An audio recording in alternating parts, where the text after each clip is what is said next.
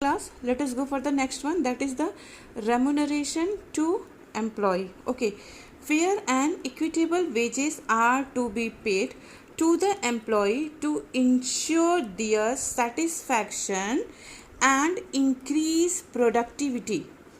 Is it clear?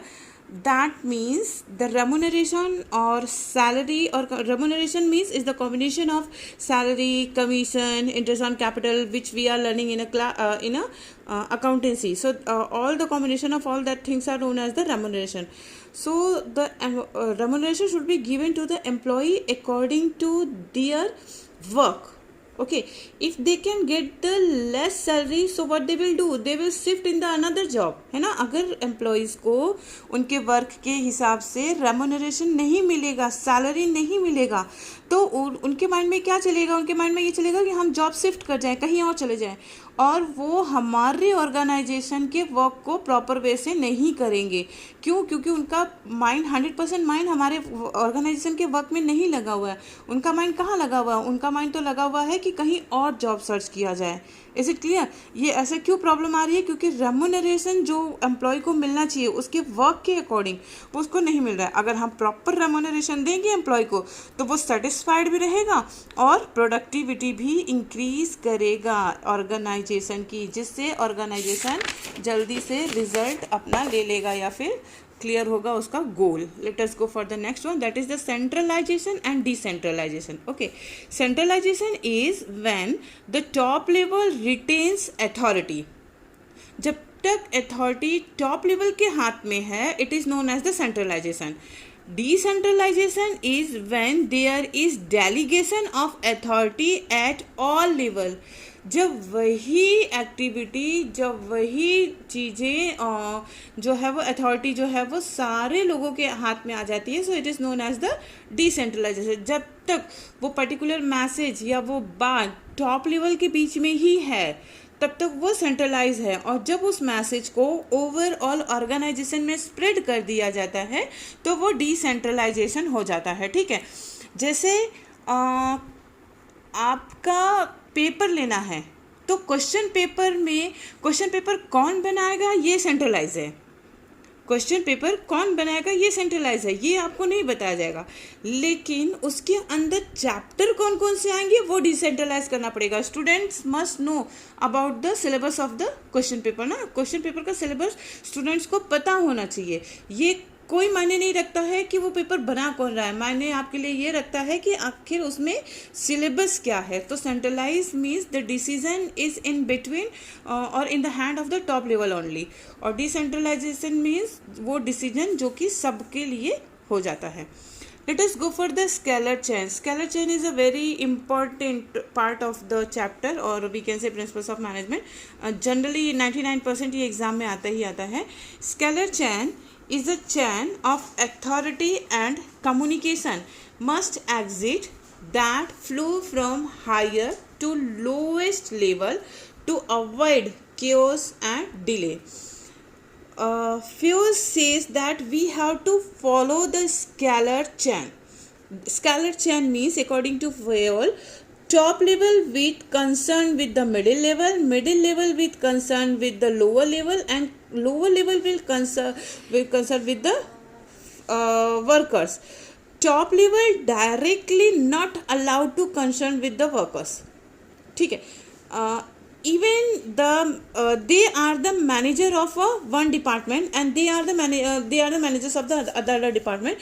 For example, we can say the production department. I had taken the example of production department and the marketing department. The top level managers are the same, but middle level of the production department and the middle level of the marketing departments are different. ठीक है, जैसे यहाँ पे A दोनों के लिए top level है, लेकिन B इसका जो मिडिल लेवल हो गया, प्रोडक्शन का मिडिल लेवल B हो गया, प्रोडक्शन का लोअर लेवल C हो गया.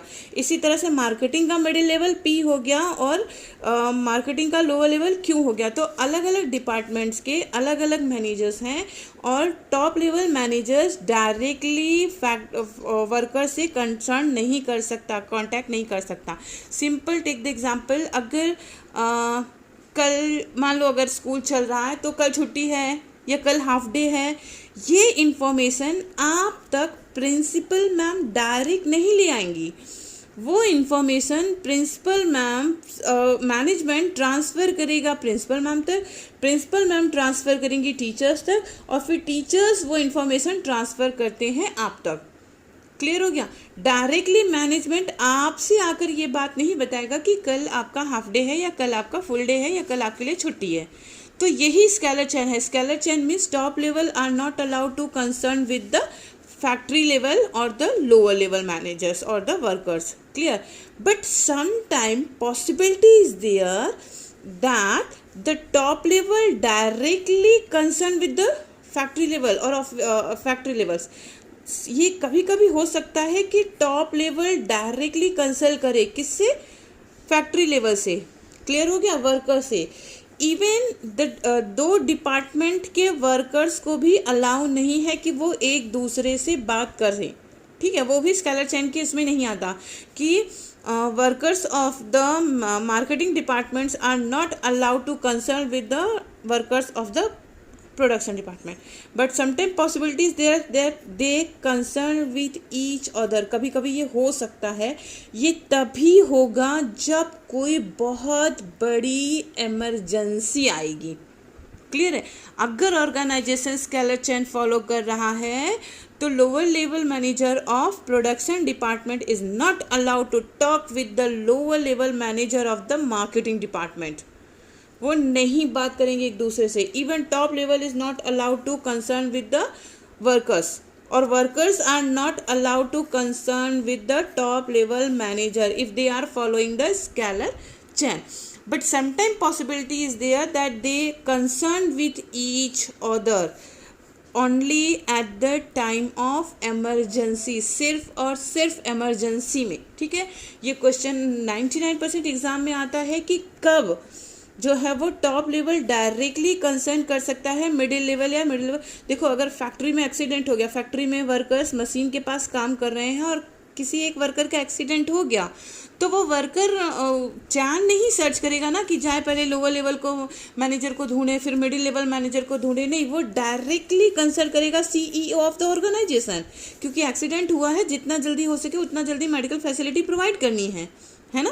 तो जब कोई इमरजेंसी आती है, जैसे किसी बच्चे के घर से फ़ोन आया कि बहुत इमरजेंसी है, बच्चे को घर भेजना है, तो जो है वो मैम सर्च नहीं करेंगी कि टीचर आए फिर प्यून आए तो मैं टीचर को बताऊं कि फिर प्यून को बताऊं कि फिर उस बच्चे को बुलाऊं। वो डायरेक्टली, अगर बहुत ज़्यादा इमरजेंसी है तो वो डायरेक्टली कंसर्न करेंगे उस पर्टिकुलर चाइल्ड से कि भाई आपके घर से कॉल आई है, आप देख लीजिए क्या प्रॉब्लम है। तो ये तभी पॉसिबल हो सकता है डायरेक्ट कंसर्न जब कोई इमरजेंसी होगी। और इस चैन को, जब इमरजेंसी वाली चैन आती है तो इसको जब हम डायरेक्ट कंसल्ट करते हैं तो इसको कहते हैं गैंग प्लांक, और हम इसको कहते हैं, इसका एक और नाम है जिसका नाम है fears bridge.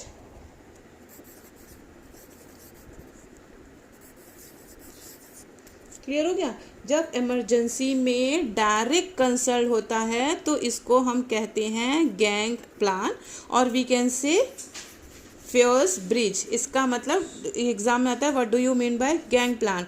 Gang plan means at the time of emergency top level manager is allowed to consult with the factory level or with the workers, or workers are allowed to consult with the top level of management at the time of emergency. तो ये होता है gang plan का meaning. Clear हो गया? What do you mean by gang plan, what do you mean bye scalar chain? Done.